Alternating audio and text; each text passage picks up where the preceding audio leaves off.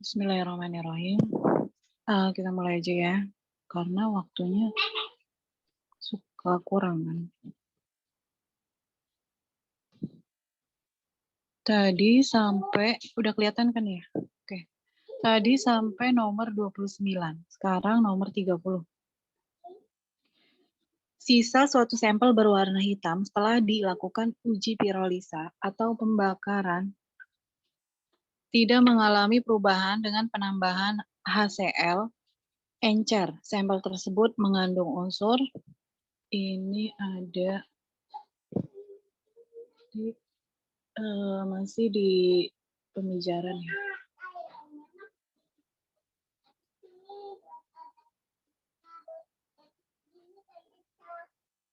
Ya, hasil pemijaran atau pengarangan.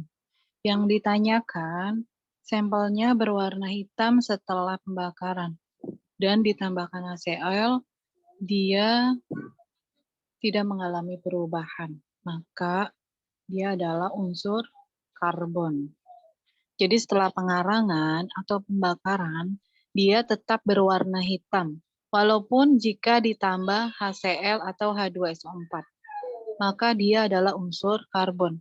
Jadi nomor 30 jawabannya adalah A.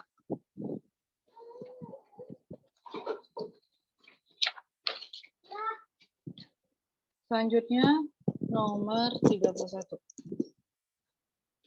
Kimia farmasi merupakan bidang ilmu farmasi yang mempelajari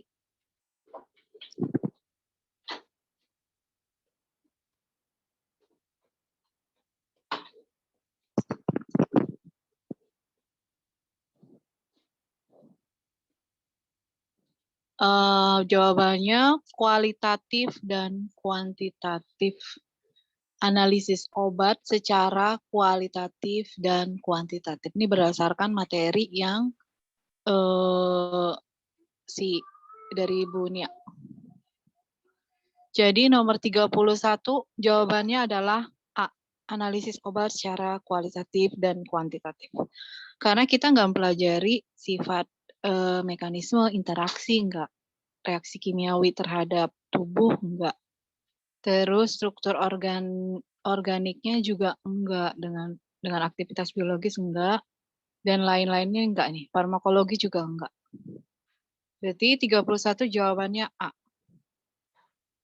Next, nomor 32, identifikasi obat dilakukan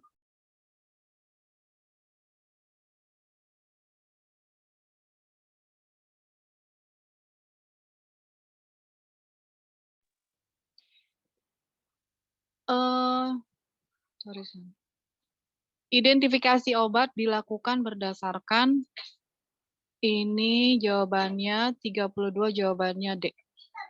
Ada di materi.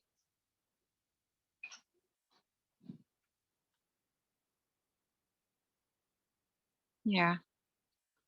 Berdasarkan sifat fisikanya maupun sifat fisiknya maupun sifat kimianya. Identifikasi obat dilakukan berdasarkan sifat fisik dan sifat kimia. Jawabannya 32 adalah D.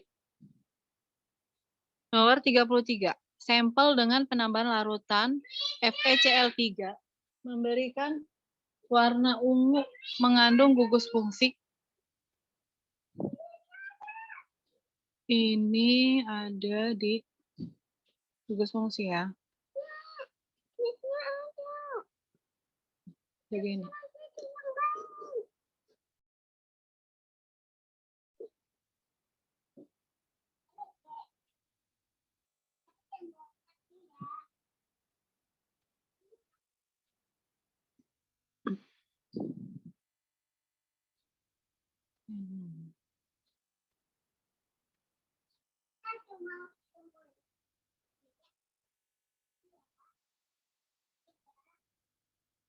Ada di sini ya.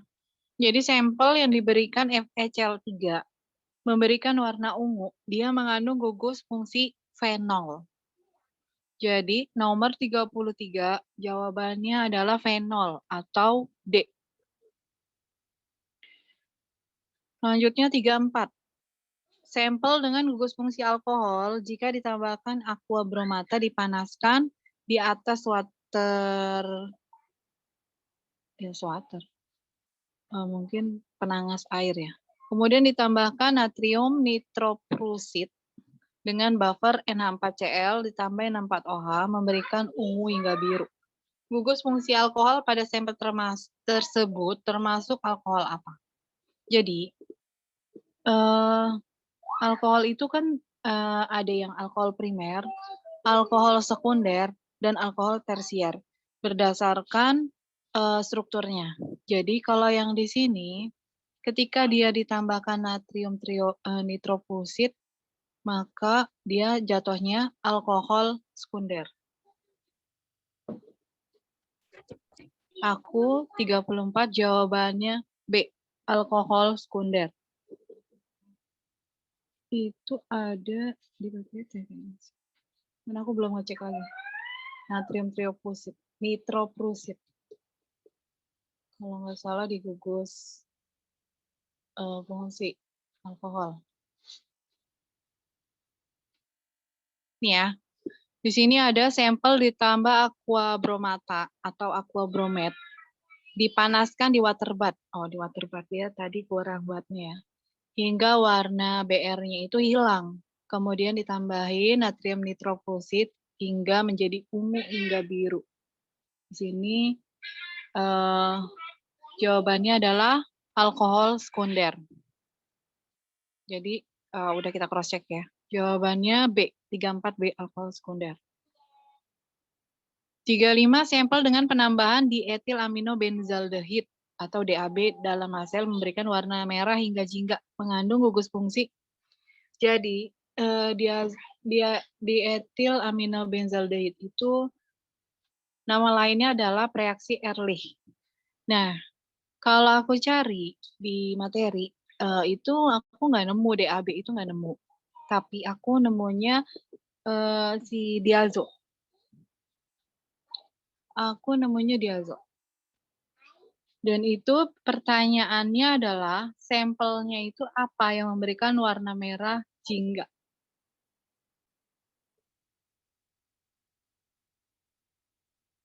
Jadi si DAB ini yang aku cari di materi itu nggak nemu. Mungkin entah akunya yang kurang teliti atau memang nggak ada. Nah, setelah aku cari adanya itu reaksi diazo. Memang nama lainnya aku cari diazo juga nggak ada. Nama lainnya itu kalau si DAB itu Ehrlich kan, reaksi Ehrlich. Sehingga aku nemunya dia itu kan menghasilkan warna merah jingga. Apa emang sama diazo itu dengan DAB? Aku nggak ngerti. Tapi memang yang menimbulkan warna merah jingga, kan kita kata kuncinya di sini merah jingga kan. Maka aku nemunya adalah senyawanya amin aromatis primer. Jadi jawabannya adalah 35D. Amin aromatis primer berdasarkan ini ya, reaksi diazo. Mungkin mirip diazo DAB. Tapi tetap aja beda menurut aku. Tapi memang kata kuncinya dia terbentuk warna merah jingga. Jadi 35D. Dan aku satu-satu kayak alkohol sekunder tadi kan natrium nitroprusit kan. Satu-satu aku urain, aldehid juga bukan, aldehid dan kawan-kawan tuh Fehling. Keton nitroprusit. Ikatan rangkap juga bukan diazo kan. Bukan DAB. Jadi akhirnya aku jawabannya amin aromatis primer. 36. Uji pendahuluan yang dilakukan pada sampel meliputi uji, kalau pendahuluan udah jelas ya, itu organoleptik. Bentuk, warna, rasa, dan bau yang bisa diidentifikasi melalui panca indera kita.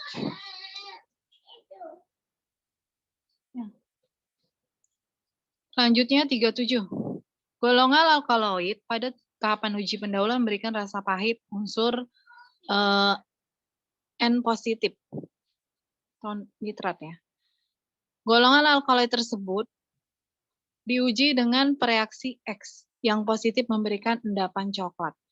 Reaksi X tersebut adalah itu ada di PPT yang hijau. Ini.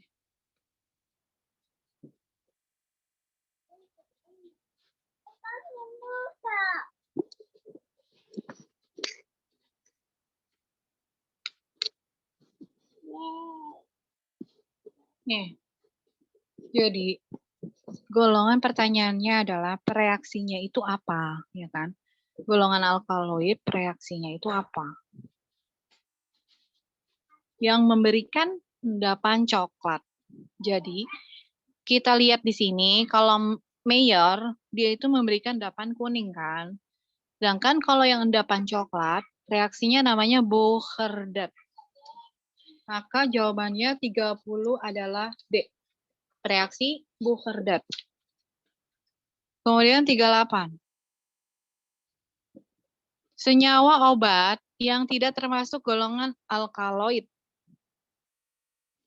Golongan alkaloid itu kan dia itu merupakan metabolit yang bersifat basa yang mengandung bisa satu atau lebih atom N kan yang berbentuk siklik. Itu namanya alkaloid. Alkaloid apa aja sih? Ini semuanya termasuk golongan alkaloid. Lidokain, kodein, papaverin, efedrin tuh alkaloid. Kalau kita cari turunan alkaloid itu ada di materi. Yaitu kodein, kofein, papaverin, efedrin tuh alkaloid. Sedangkan yang ditanya yang tidak kan berarti. Yang tidak termasuk. Ini aku jabarin satu-satu apa? Struktur fungsinya aku cari-cari gitu kan. Yang silidokain, kodein, papaverin, efedrin itu sama. Kalau di materi itu juga ada. Itu materi yang gugus fungsi ya. Ini, reaksi khusus.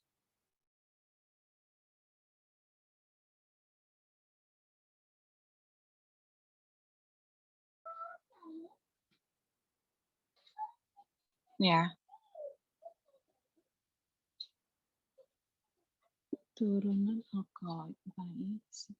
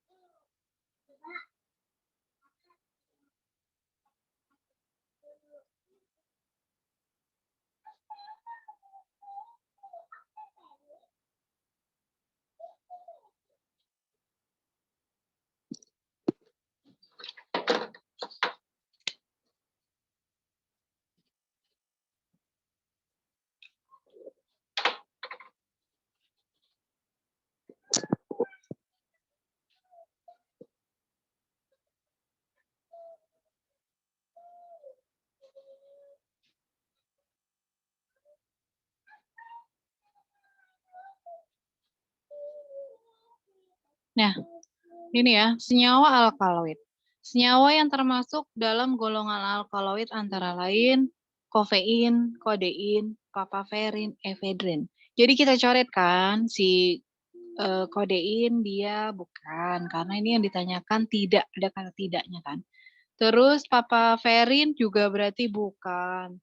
Terus si eh, kodein berarti dia termasuk alkaloid. Kodein, papaverin, efedrin ini kita coret. Berarti kemungkinan jawabannya bisa A, bisa E kan. Lidokain atau asetosal. Karena lidokain nggak disebutin di situ, golongan senyawa alkaloid.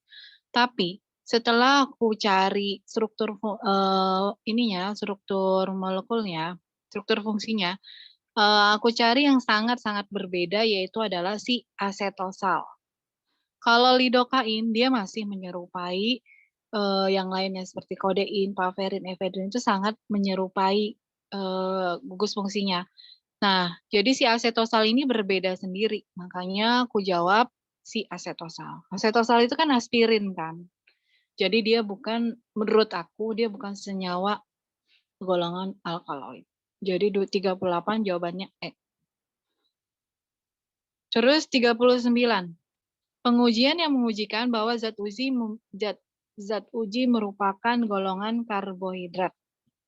Nah, di sini itu aku cari jawabannya emang nggak ada, karena si golongan karbohidrat benar dia pakai preaksi molis kan. Tapi preaksi molisnya itu memberikan cincin warna ungu, bukan cincin warna coklat. Akhirnya aku bingung, belum aku jawab. Karena si preaksi molis itu memberikan cincin warna ungu. Itu ada di materi kok. Yang mana? Yang khusus.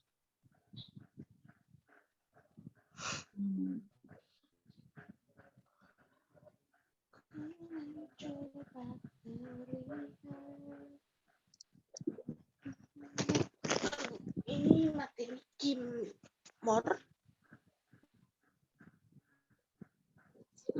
Kimfar. Oh iya. Nah, jadi si golongan karbohidrat itu cara pengujiannya gimana kan? Dengan preaksi molis. Nah, di sini kata-katanya itu dilakukan dengan preaksi molis. Dia akan terbentuk cincin berwarna ungu. Maka dari itu aku bingung, kok di jawabannya cincin warna coklat. Nah, makanya aku kayaknya sih bisa jadi dosennya typo juga ya, atau entah benar jawabannya yang ungu atau yang coklat. Pokoknya harusnya dia zat ujinya preaksi molis dengan membentuk cincin ungu. Karena kalau yang A, lakmus biru menjadi merah, itu pasti bukan karbohidrat, dia asam. Kalau yang C, lakmus merah menjadi biru, dia golongan basa. Sedangkan kalau yang D, molis dengan tidak membentuk cincin. Tidak membentuk cincin berarti salah, karena dia membentuk cincin tapi warna ungu. Sedangkan yang E, dia dihidrolisis dengan air juga nggak mungkin karbohidrat dihidrolisis dengan air, karena nggak ada keterangannya dia dihidrolisis di karbohidrat tadi ya. Makanya kemungkinan dia membentuk cincin ungu. Mungkin bisa B jawabannya. 39 kemungkinan B, tapi coklatnya diganti ungu. Yang memungkinkan jawabannya itu. Karena di materinya jelas-jelas dia membentuk cincin ungu. Kemudian 40. Golongan senyawa yang jika diuji dengan larutan reaksi besi 3 klorida atau FeCl3 memberi warna merah sampai ungu. Ini berarti ada yang tadi tuh ya, senyawa khusus. Reaksi khusus. Awal-awal.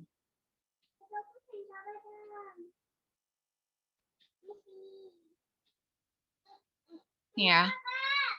Apabila dia diberi besi 3 klorida atau FeCl3, dia akan membentuk warna merah sampai ungu. Kata kuncinya warna merah sampai ungu ditambah FeCl3. Maka jawabannya adalah senyawa fenol. Itu 40 jawabannya B, senyawa fenol. Terus 41. Kalau ini reaksi yang aku bikin yang karbohidrat ya. Cuma tetap aja aku nggak nemu. Terus yang 41. Golongan senyawa yang jika diuji dengan batang korek api memberikan warna jingga. Itu ada di materi juga.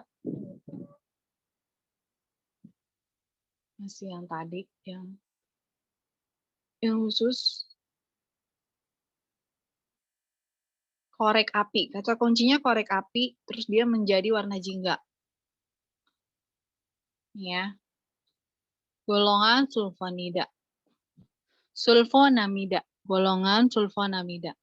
Jika dilakukan, senyawa sulfonamida dilakukan dengan menguji larutan zat dalam HCl dengan batang korek api. Dia akan mengubah batang korek api menjadi berwarna jingga. Maka jawabannya nomor 41 jawabannya E. Senyawa sulfonamida. Kemudian 42. Untuk menunjukkan suatu senyawa mengandung klorida atau Cl dapat dilakukan dengan cara apa? Ini kayaknya ada di yang tadi, reaksi Lasagna-Castellani. Nomor berapa ya? 3 kayaknya.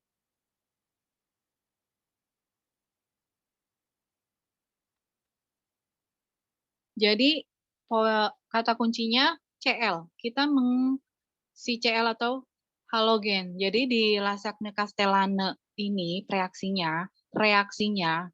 ini yang terkenal ini, dia bisa mengidentifikasikan si senyawa halogen. Ini poin nomor 3 ya. Senyawa halogen. Halogen apa aja sih? Cl, Bri itu termasuk halogen kan. Nah, dia itu adalah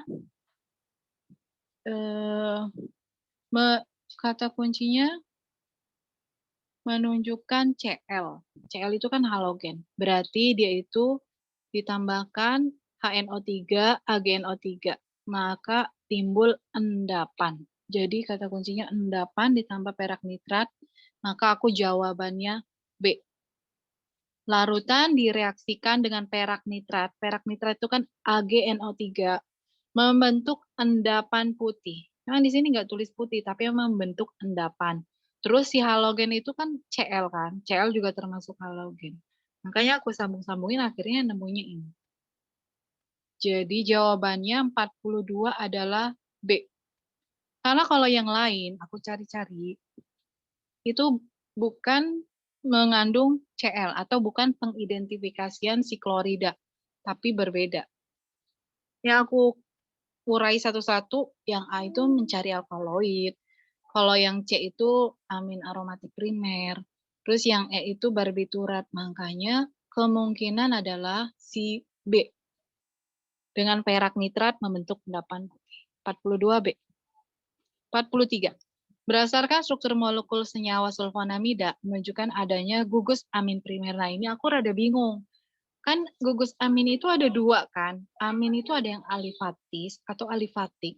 Ada yang amin aromatis atau aromatik. Nah, makanya dia kurang spesifik. Cuma ditulis gugus amin primer. Bisa ada 2 kemungkinan, yang alifatik dan aromatik. Cuman emang aku cari di materi itu nggak ada kayak FeCl3 dia bukan gugus amin. Perak nitrat juga bukan, perak nitrat yang tadi kan, ion Cl. Alpha naftol juga itu untuk karbohidrat. Bucherdat yang tadi kita cari untuk golongan alkaloid. Akhirnya aku nemunya yang diazo. Kalau yang si diazo ini emang dia amin, gugus amin. Cuman si diazo ini dia aminnya aromatik primer. Bisa jadi memang yang dicari itu aromatik primer ya. Karena dia nggak tulisnya aromatik primer gitu, cuman amin primer aja.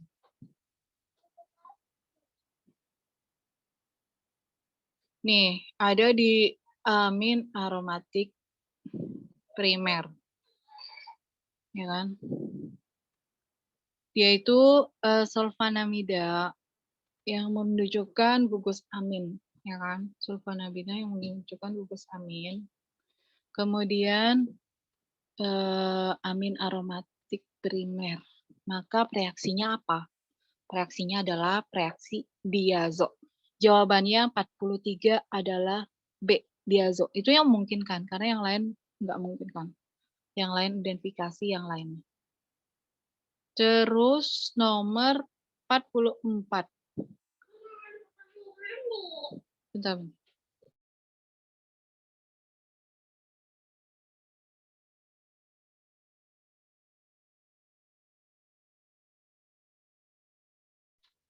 44. Golongan obat dengan turunan salisilat. Salisilat adalah, jadi aku cari di materi, turunan salisilat itu beda ya. Turunan salisilat itu natrium salisilat sama salisilamid. Itu aku cari di materi yang itu.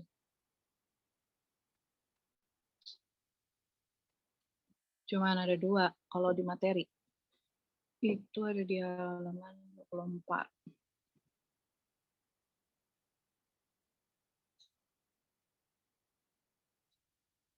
Nih kan, turunan salisilat itu cuma natrium salisilat sama si salisilamid. Sedangkan pertanyaan kita itu, golongan obat dengan turunan salisilat apa? Nggak ada. Natrium salisilat sama si salisilamid. Ini nggak ada. Nggak ada kan? Adanya setosal, INH, lidokain, paracetamol, theophylline. Akhirnya aku cari berdasarkan struktur fungsinya atau gugus fungsinya yang mirip lah, hampir sama. Kan si asetosal itu kan aspirin kan. Aku cari gugus fungsinya. Terus si salisilat itu seperti apa, ya kan? Akhirnya aku cari yang paling mirip dan paling mendekati adalah si asetosal atau aspirin. Jadi 44 jawabannya A. Karena kalau yang lain lidokain itu kan alkaloid. Paracetamol dia apa ya? Paracetamol itu kayaknya bukan salisilat ya. Terus kalau theophylline dia sama. Dia golongan garam alkaloid juga atau santin, turunan santin dia. Theophylline, theobromin, aminofilin tuh turunan santin. Akhirnya yang memungkinkan si asetosal. Memang aku ragu antara asetosal dan paracetamol. Tapi yang mendekati asetosal kalau lihat dari struktur fungsinya. Nomor 45. Senyawa obat yang mengandung unsur N, S, dan halogen. Ini ada di reaksi yang tadi. Lasagne, Castellane.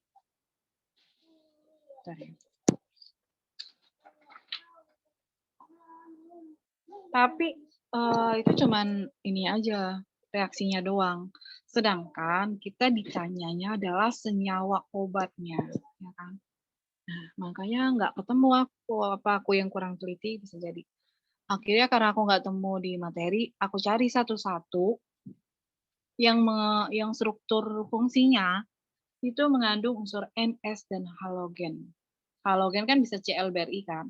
Nah, aku urai satu-satu. Vitamin K nggak ada. Vitamin B1 atau tiamin ya, nggak ada dia. Nggak ada si halogennya.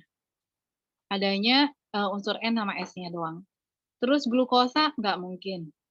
Terus vitamin C juga nggak ada. Akhirnya yang ada unsur N, S, dan halogennya adalah si HCT atau hidroklorotiazid. Jawabannya 45 adalah E.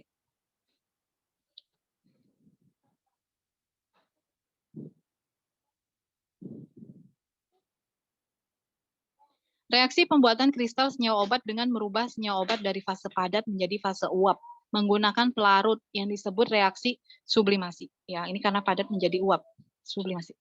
Teknik pemisahan larut campuran didasarkan atas perbedaan distribusi dari komponen-komponen campuran tersebut di antara dua fase, yaitu fase diam dan fase gerak. Merupakan definisi dari kata kuncinya di sini adalah cair atau gas. Jadi jawabannya adalah kromatografi. Kromatografi ya jelas ya, karena itu ada fase diam, fase gerak, itu semuanya ada di bab kromatografi. Kalau kita buka di PPT-nya atau di materinya ada kromatografi adalah teknik pemisahan campuran. Jadi dia itu adalah teknik yang dua lapisan dua lapisan padat dan cair atau fase diam dan fase gerak ada di sini. Kromatografi. Teknik pemisahan campuran ya. Jadi ini jawabannya adalah kromatografi nomor 47. Nomor 48. Yang termasuk ke dalam kromatografi gas adalah kata kuncinya karena ada gasnya. Akhirnya aku jawabnya A, gas liquid kromatografi. Karena kalau yang lainnya kayak HPLC dan yang lainnya nih liquid solid. Kalau liquid solid ya cuman liquid sama solid. Ya kan, padat sama cair. Kalau kolom enggak, dia pakainya silika gel ya kan, sama cairan. Terus kalau TLC juga sama. TLC itu dia pakainya fase diam fase geraknya bukan gas. Maka dari itu jawabannya yang A karena ada gasnya. Jadi si gas liquid kromatografi itu atau kromatografi gas dia itu fase diamnya itu padat atau liquid atau cair, bisa padat bisa cair.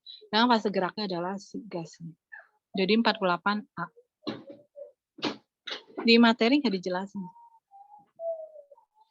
49. Fase diam yang biasa digunakan pada kromatografi kolom adalah silika gel. Ini di luar kepala kayaknya.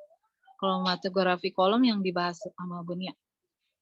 Kromatografi yang mempunyai prinsip berdasarkan proses pemisahan senyawa-senyawa menurut interaksi partisi atau distribusi senyawa pada fase diam adalah, itu ada di materi.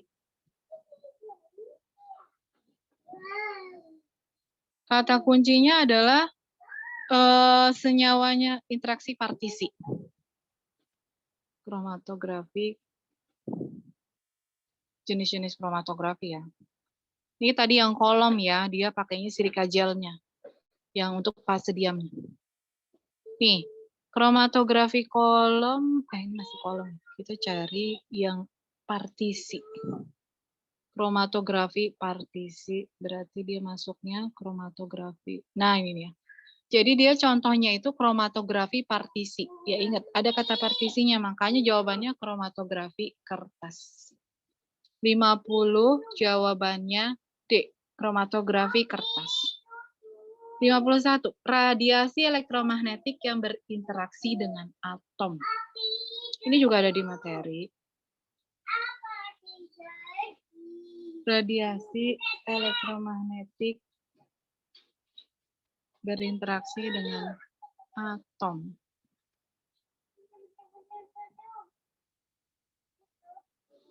Nih. Bukan radiasi. Ya benar.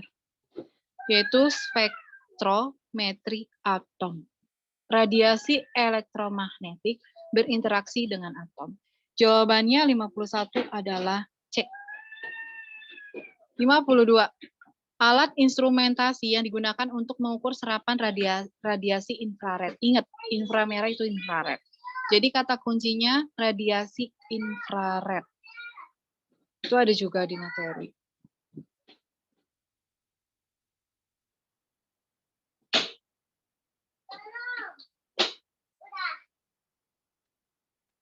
Ya. Alat instrumentasi yang digunakan untuk mengukur serapan radiasi inframerah disebut spektrofotometer inframerah. Jawabannya 52 adalah D. 53. Energi yang dipancarkan menembus ruang dalam bentuk gelombang-gelombang merupakan definisi dari radiasi elektromagnetik. Ini karena kata kuncinya itu gelombang kan. Gelombang itu elektromagnetik. Terus 54. Isi buku dari buku farmakope yang menjadi standar bagi suatu obat atau bahan obat yang wajib dipenuhi oleh obat yang diproduksi dan beredar pada suatu daerah otoritas disebut isi buku farmakope. Berarti isi dari FI. Kata kuncinya itu. Maka disebut monografi.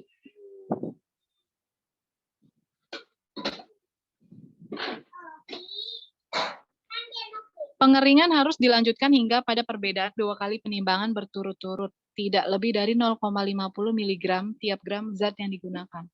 Penimbangan kedua dilakukan setelah pengeringan kembali selama waktu yang sesuai disebut. Ini ada di materi farmakope ya, monografi. Kita cari di monografi. Monografi.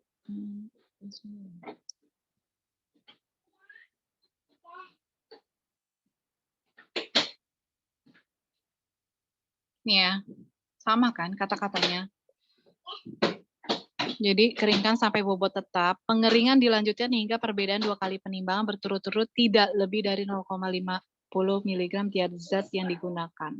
Penimbangan kedua dilakukan setelah pengeringan kembali selama waktu yang sesuai. Maka jawabannya pengeringan sampai bobot tetap. Jawabannya adalah A.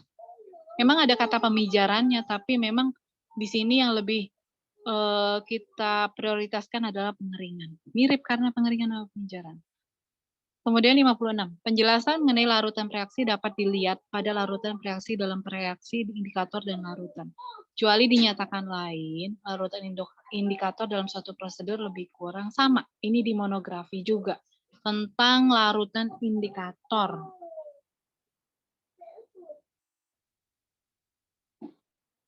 Nih ya. Yang ditanyakan berapa standarnya. Yaitu standarnya lebih kurang 0,2 mili atau 3 tetes larutan. Berarti jawabannya adalah B. 56 jawabannya B. Ada di materi. 57. Sampel tersebut jika diujikan dengan indikator universal memberikan pH kurang dari 3. Ini kata kuncinya. pH-nya kurang dari 3 berarti dia itu asam. Maka jawabannya adalah golongan asam organik. Karena pH-nya itu kecil. Semakin kecil pH berarti semakin asam. Maka jawabannya B. 57B. Asam organik. Sampel yang diidentifikasikan menggunakan reaksi Vitalimorin terbentuk warna hijau. Soal ini sama persis dengan soal nomor 22. Kalau kita tadi udah bahas Vitalimorin, itu sama persis dengan soal nomor 22. Dia itu sampel tersebut, pokoknya Vitalimorin sampelnya apa? Jawabannya adalah C, lidokain. 58 C. Itu ada di materi. Materi reaksi khusus. Vitalimorin. Jadi kalau kita cari reaksi Vitalimorin,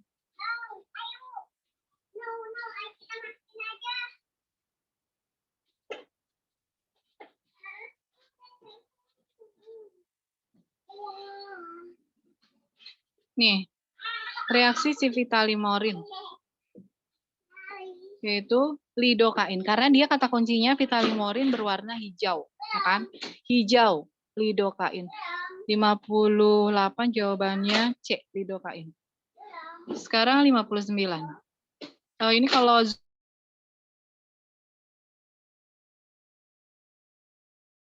piridin dan pirimidin. Nah, di materi itu aku nggak nemu piridin dan pirimidin. Akhirnya aku jabarin satu-satu kan. Berdasarkan strukturnya, yang paling mirip adalah riboflavin. Karena kalau yang lainnya, ada yang nggak punya inti pirimidin dan piridin, dan ada yang cuma punya satu. Kalau nikonamid cuma punya satu, kodein satu. Yang mempunyai dua, yaitu si riboflavin atau